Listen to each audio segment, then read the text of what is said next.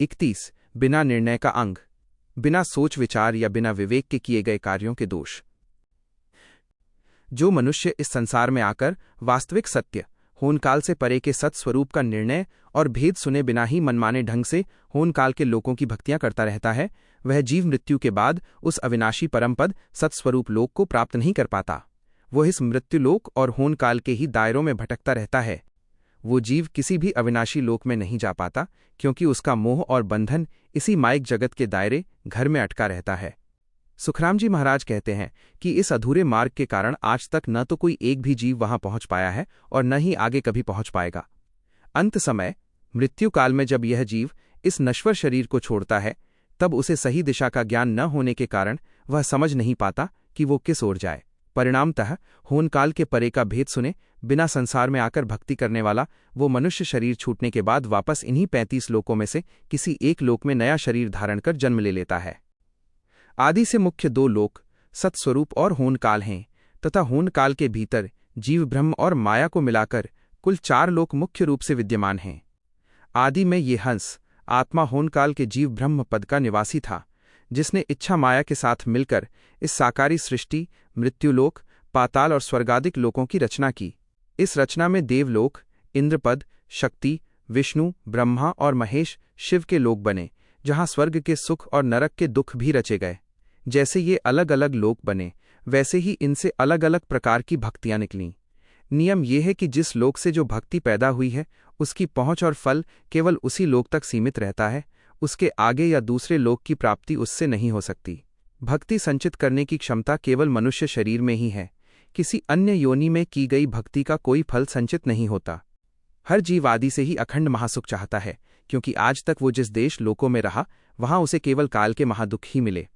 इसलिए वो सोचता है कि मनुष्य तन में भक्ति करके परमात्मा के देश को प्राप्त कर लेगा और काल से छूट जाएगा। परंतु वो हर भक्ति की वास्तविक पहुंच का निर्णय भेद सुने बिना ही संसार में मनमानी भक्ति करने लगता है। महाराज समझाते हैं कि जितने लोक हैं उतनी ही भक्तियां हैं, और वे सब मोक्ष नहीं दिला सकती। जैसे शक्ति की भक्ति की उत्पत्ति शक्ति लोक से हुई है, जो खुद आदि से काल के मुख अधीन में है, तो भला उससे जीव काल से मुक्त कैसे हो सकता है। इसी तरह विष्णु की भक्ति बैकुंठ तक पहुंचाकर वहां के सुख देगी, महादेव की भक्ति कैलाश पहुंचाएगी, ब्रह्मा की भक्ति सतलोक पहुंचाएगी, सत जत तप करने वाले को स्वर्ग का सुख मिलेगा और 101 यज्ञ करने वाले को इंद्र का पद मिलेगा। परंतु इन साकारी भक्तियों की पहुंच केवल आकाश और साकार तक ही सीमित होने के कारण किसी को भी सत्स्वरूप का परम मोक्ष पद नहीं मिल सकता। इसके विपरीत भैरव की भक्ति पाताल पहुंचाती है, जहां आदि से दुख ही दुख है, और क्षेत्रपाल की भक्ति यमदूत बनाती है, जो रात दिन कष्ट भोगते हैं। साकार के परे निराकार के 13 पद हैं, और उनके भी परे मोक्ष का सत्स्वरूप पद है।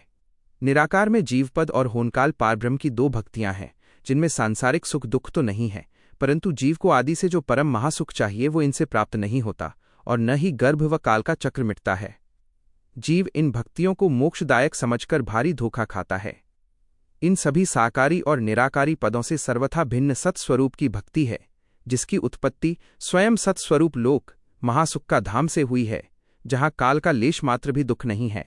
आदि सतगुरु सुखराम जी महाराज सभी स्त्री पुरुषों को जताते हैं कि जब तुम ज्ञान के द्वारा प्रत्येक लोक और उसकी भक्ति के सुख दुख का अलग अलग निर्णय सुनोगे, तभी तुम्हारे हृदय में निश्चय होगा। इस भांति भांति के निर्णय को समझकर ही जीव काल के दुखों वाले लोकों में भटकने से बचेगा,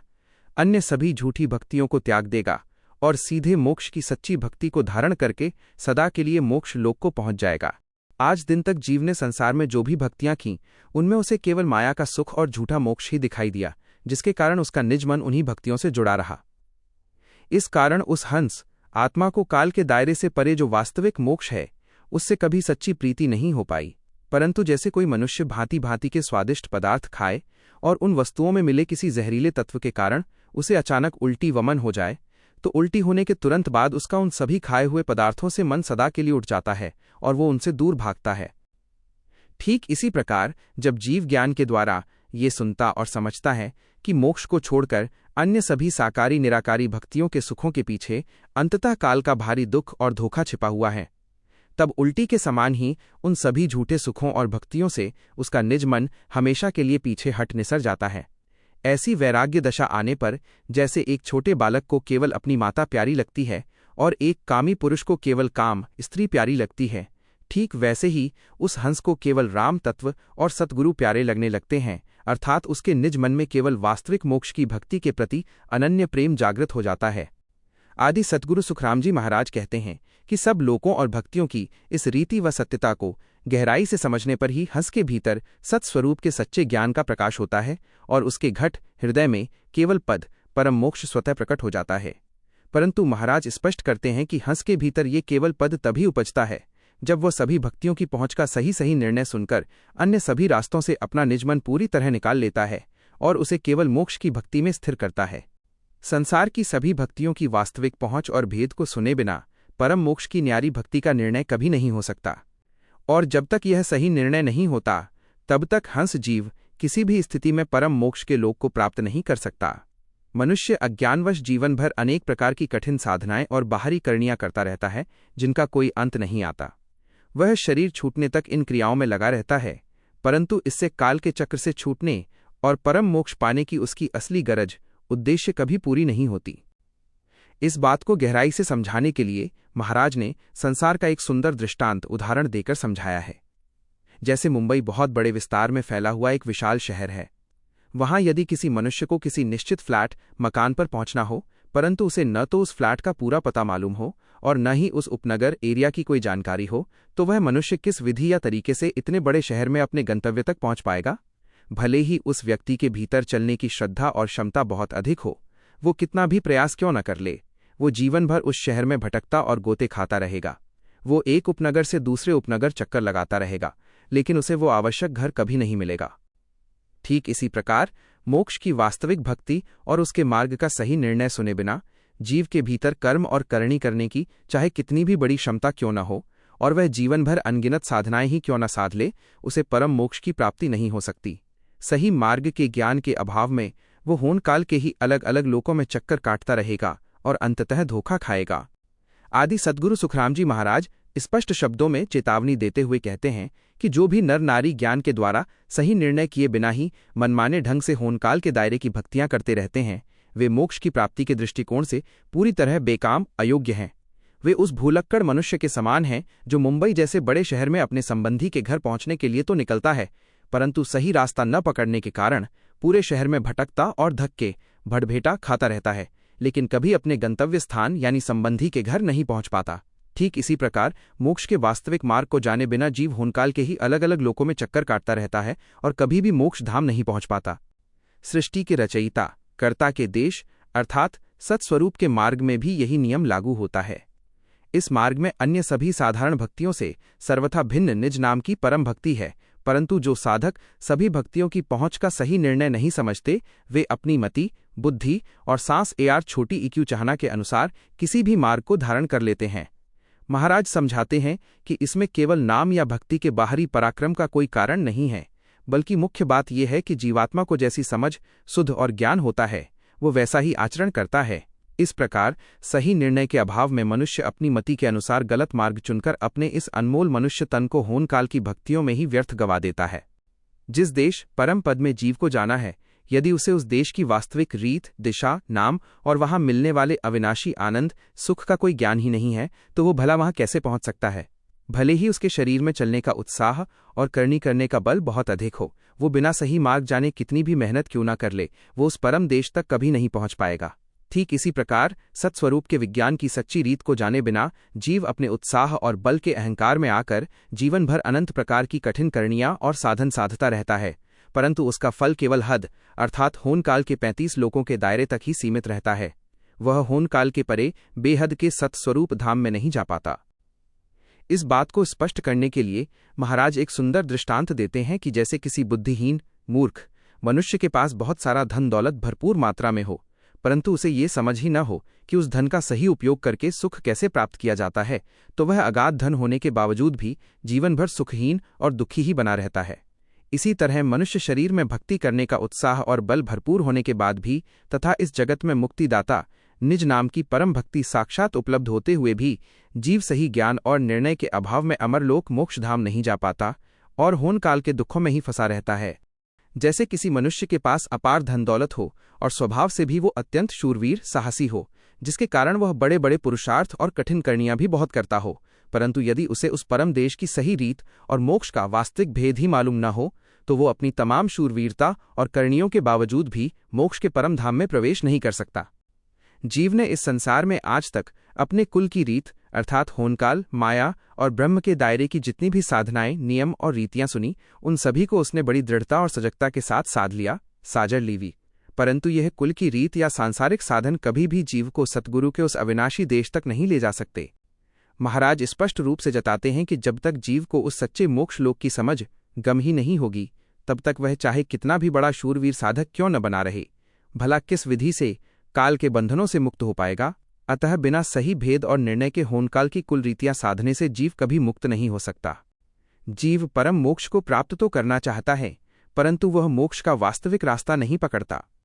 इसके विपरीत वो मायावी करणियों और क्रियाओं का मार्ग पकड़ लेता है और मोक्ष पाने के लिए उन्हीं अधूरी साधनाओं को हठ जिद पूर्वक करता रहता है, यहाँ तक कि वो अपने कुटुंब, परिवार, पत्नी, पुत्र, पुत्री, धन और राजपाट आदि सब कुछ त्याग कर उनके मोह से पूरी तरह बाहर निकल जाता है और एकांत वन जंगल में जाकर अनेक प्रकार के कष्ट झेलते हुए अत्यंत कठोर तपस्या साधता है। परंतु मोक्ष का सही रास्ता न मिलने के कारण इतना सब कुछ त्यागने और सहने के बाद भी वो मोक्ष को प्राप्त नहीं कर पाता। इस बात को समझाने के लिए महाराज जगत का दृष्टांत देते हुए कहते हैं कि जैसे किसी मनुष्य को परदेश के किसी बड़े शहर की कोई परख पहचान न हो, लेकिन वह वहां जाना चाहता हो। परख न होने के कारण वो अपने ही देश के छोटे मोटे गांवों, देहातों या वाड़ियों, कुल गांवड़ियां में भटकता रहता है और जिद अडर करके बैठ जाता है कि यही परदेश का रास्ता है।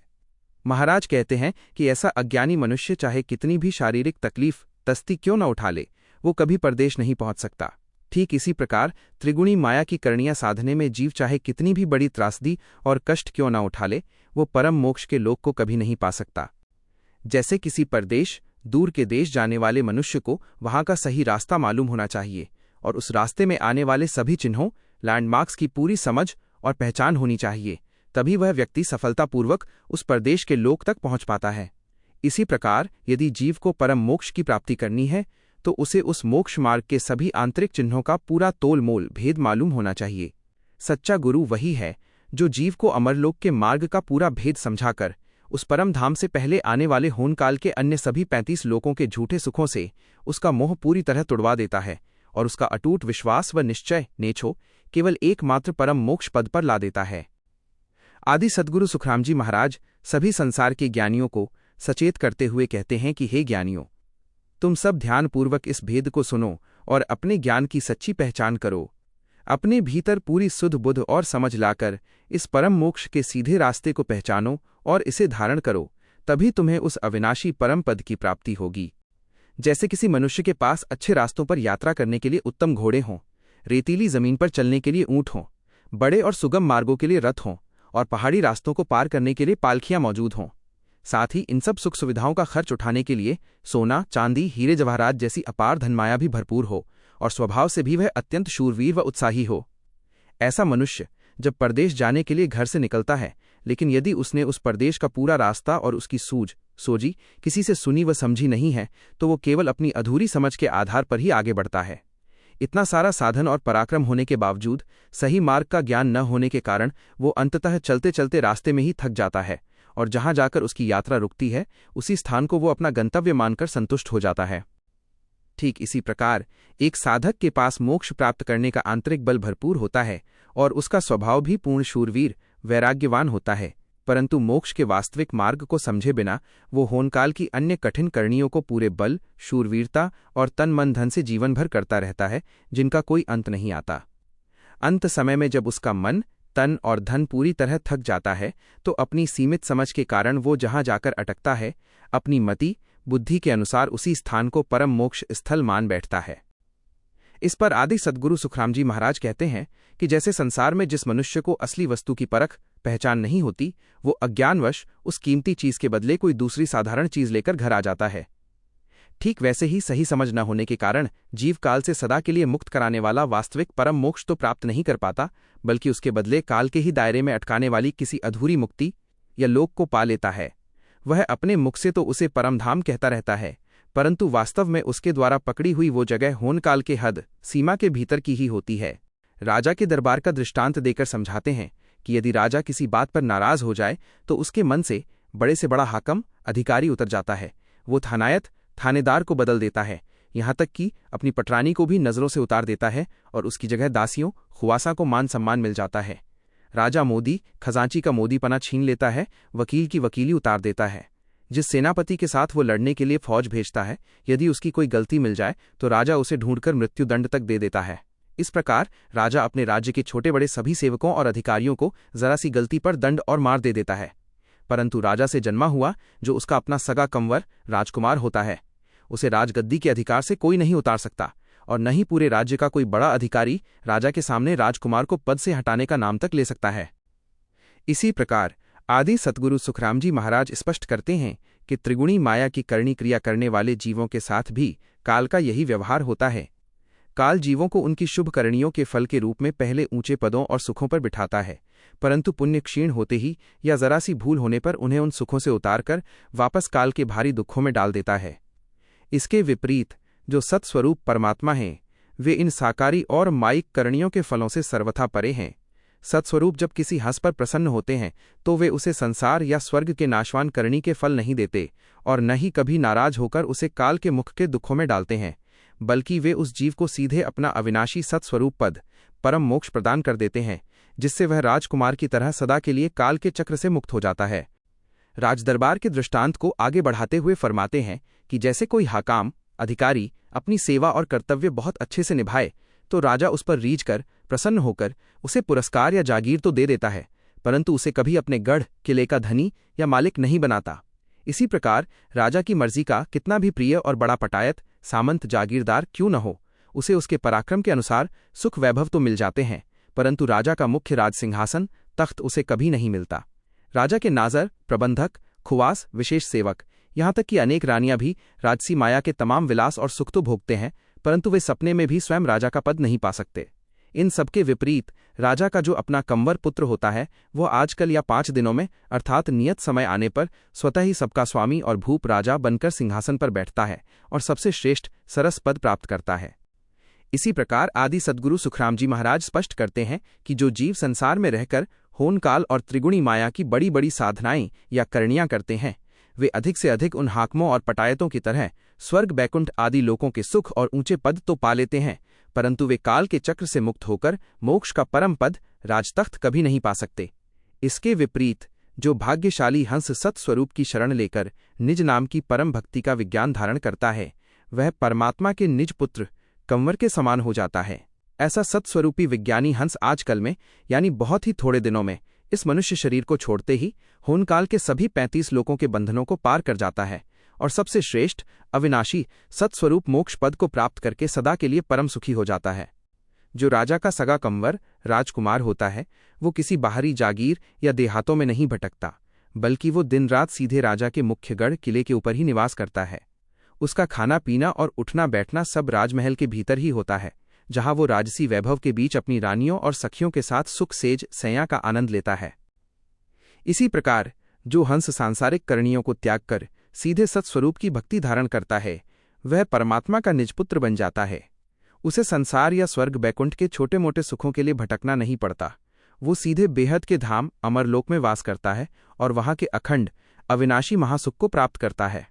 जहां राजा का मुख्य और निजी महल होता है, राजकुमार कंवर सदा उसी के भीतर विराजमान रहता है और उसे वहां रहने का स्वाभाविक अधिकार होता है। परंतु राजा का बड़े से बड़ा और कितना भी प्रिय हाकम अधिकारी क्यों न हो, वो अपनी तमाम योग्यताओं के बाद भी राजा के उस खास महल के भीतर कभी नहीं जा सकता। उसकी पहुंच केवल बाहर के दरबार तक ही सीमित रहती है। इसी प्रकार महाराज स्पष्ट करते हैं कि जो साधक होनकाल की अन्य कठिन करणियां या साधनाएं करते हैं, वे हाकमों की तरह केवल बाहरी लोकों के सुख ही पा सकते हैं, परंतु जो हंस सत्स्वरूप की अनन्य भक्ति धारण करके परमात्मा का निज पुत्र बन जाता है, केवल उसी को सीधे बेहद के अमरलोक राजा के महल में प्रवेश और अखंड मोक्ष का परम आनंद प्राप्त होता है। राजा के दरबार के जो बड़े बड़े पटायत और शूरवीर सामंत व सेनापति होते हैं, उनकी वीरता और पराक्रम की महिमा पूरे राज्य में और राज्य के बाहर भी चारों ओर होती है, परंतु ऐसे बड़े महिमावान पटायत और शूरवीर भी राजा के मुख्य राज सिंहासन तख्त पर सपने में भी नहीं बैठ सकते। उस पर बैठने का अधिकार केवल राजा के वंशज का ही होता है। इसी प्रकार महाराज स्पष्ट करते हैं कि जो साधक इस संसार में रहकर त्रिगुणी माया और होनकाल के दायरे की कठिन करणियां या साधनाएं करते हैं, उनकी इस होनकाल के लोकों में बहुत मान बढ़ाई और महिमा होती है। लोग उन्हें बहुत बड़ा महात्मा या ज्ञानी मानते हैं, परंतु ऐसे करणी रूपी पटायतों को काल के बंधनों से मुक्त कराने वाला वो अविनाशी सत्स्वरूप पद सपने में भी प्राप्त नहीं हो सकता। वह परम पद तो केवल सत्स्वरूप की अनन्य शरण लेने वाले निज पुत्र हंस को ही मिलता है। जैसे राजा के दरबार में हाकम, थानायत, उमराव, नाजर और खुवास आदि होते हैं, वैसे ही होनकाल और त्रिगुणी माया के ब्रह्मांड में भी अलग अलग व्यवस्था है। इस व्यवस्था में 33 करोड़ देवता, इंद्र और विभिन्न अवतार तो राजा के हाकम, अधिकारी के समान हैं। ब्रह्मा, विष्णु और महादेव, शिव इस सृष्टि के थानेदार हैं तथा बड़े बड़े ऋषि, मुनि, सिद्ध और पीर पैगंबर राजा के उमराव, सामंत के समान हैं। माया के मीठे और रसीले पदों को गाने वाले जितने भी सगुण भक्त हैं, वे सब सत्स्वरूप राजा के नाजर और खुवास विशेष सेवक के समान हैं, और इन सब पदों को छोड़कर संसार के अन्य जितने भी जीव हैं, वे सब राजा की साधारण प्रजा के समान हैं। परंतु इन सब साकारी और माइक पदों को छोड़कर जो साधक सीधे उस अविनाशी सत्स्वरूप निर्गुण ब्रह्म की राम नाम रटने की सच्ची उपासना करते हैं और सुरती शब्द के योग से दसम द्वार गिगन में समा जाते हैं, वे ही सच्चे साधु राजा और रानी से जन्मे हुए राजपुत्र कंवर के समान हैं, जिन्हें सीधे परमात्मा के मुख्य सिंहासन और अखंड मोक्ष पद को पाने का स्वाभाविक अधिकार प्राप्त होता है। जैसे राजा किसी युद्ध या चढ़ाई के समय अपने हाकम, अधिकारी के साथ फौज देकर उसे लड़ाई में भेजता है, आवश्यकता पड़ने पर थानेदार को भी सेना सहित जंग के मैदान में उतार देता है, और जो बड़े बड़े उमराव, सामंत या चतुर वकील होते हैं, उन सबको भी फौज देकर युद्ध में धकेल देता है। राजा युद्ध के दौरान खान पान की व्यवस्था के लिए मोदी को, अपनी सेवा के लिए खुवास सेवकों को तथा यहाँ तक कि अपनी रानियों को भी फौज के साथ संग ले जाता है। लड़ाई समाप्त होने पर जिसने जैसा पराक्रम दिखाया हो, राजा उसे उसी के अनुसार छोटा बड़ा सरस नीरस इनाम और बख्शीश देता है। परंतु राजा अपने सगे राजकुमार कंवर को कभी लड़ाई में नहीं भेजता, उसे वो गढ़ किले के भीतर पूरी हिफाजत और सुरक्षा के साथ सुरक्षित रखता है। इसी प्रकार 33 करोड़ देवता, इंद्र, विभिन्न अवतार तथा ब्रह्मा, विष्णु और महादेव जैसे सगुण भक्ति वाले जितने भी पद हैं, वे सब होनकाल के दायरे में ही कार्य करते हैं। वे अपने अपने पुण्य और अधिकार के अनुसार होनकाल के न्यारे न्यारे पदों के सुख तो भोगते हैं, जैसे राजा के सेवक युद्ध और राजकाज का भार उठाते हैं, परंतु इनमें से कोई भी जीव काल के बंधनों से मुक्त होकर सत्स्वरूप पद परम मोक्ष में प्रवेश नहीं कर पाता। इसके विपरीत जो सत्स्वरूपी संत परमात्मा के निज पुत्र रूपी हंस होते हैं, वे जब तक संसार में अपना प्रारब्ध भोगते हैं, तब तक होनकाल के इन मायावी पदों के सुखों की ओर आकर्षित नहीं होते। वे तो सत्स्वरूप की गुप्त विधि से अपने ही शरीर का खंड ब्रह्मांड बनाकर दसम द्वार रूपी अभेद्य गढ़ किले में सुरक्षित रहते हैं, और अंत समय में शरीर छूटने पर सीधे अविनाशी सत्स्वरूप पद को प्राप्त होते हैं। आदि सद्गुरु सुखराम जी महाराज संसार के विभिन्न स्तरों का सुंदर दृष्टांत देकर समझाते हैं कि जैसे गांव के चौधरी, मुखिया का जो निजी नौकर हाड़ी होता है, वो राजा या बड़े अधिकारियों का सीधा आश्रय होने के कारण पूरे गांव के लोगों से जरा भी नहीं डरता। जमींदार या जागीरदार पटायत की हजूरी में रहने वाला विशेष सेवक कुवास गांव के पाटील मुखिया को अपने सामने कुछ नहीं समझता। राजा का जो चतुर उमराव बड़ा अधिकारी होता है, वो अपनी ऊंची पदवी के कारण छोटे मोटे जागीरदारों की कोई परवाह नहीं करता, और जो सीधे दिल्लीपति या बादशाह का दूत अहदी होता है, वह किसी भी प्रांतीय राजा या भूपति को अपने सामने कुछ नहीं मानता। ठीक इसी प्रकार मुसलमानों का काजी अपनी शरीयत और कुरान की आयतों के आधार पर समय आने पर बादशाह के भी फैसलों को रद्द अमान्य करने का सामर्थ्य रखता है, और मुल्ला मस्जिद की मीनार से ऊंची बांग पुकारकर उस कुरान की ऊपरी लिखावट से भी परे जाकर उसके गुप्त आध्यात्मिक तत्व को सर्वोपरि सिद्ध करता है। इसी प्रकार आदि सद्गुरु सुखराम जी महाराज अंत में परम सत्य को प्रकट करते हुए फरमाते हैं कि जो सत्स्वरूप के अनन्य साधु और संत हैं, वे साक्षात राम जी परमात्मा के सगे बेटा बेटी कंवर के समान हैं। चूंकि उनका सीधा नाता अखंड ब्रह्मांड के स्वामी से होता है, इसलिए वे आन देव अर्थात उस एक सच्चे अविनाशी देव को छोड़कर होनकाल और माया के दायरे के किसी भी अन्य पद को तनिक भी महत्व नहीं देते। वे होनकाल की सृष्टि से उपजे पुण्यकर्मों, सगुण देवी देवताओं, ब्रह्मा, विष्णु, महादेव, शक्ति और विभिन्न अवतारों को भी मोक्षदाता नहीं मानते, और न ही वे पाप कर्मों से पूजे जाने वाले राक्षसी देवी देवताओं जैसे भैरव, क्षेत्रपाल, कालिका, दुर्गा या शीतला आदि के सामने शीश नवाते हैं। वे इन सभी मायावी शक्तियों और पदों से सर्वथा मुक्त होकर केवल एकमात्र अविनाशी सत्स्वरूप पद में ही लीन रहते हैं।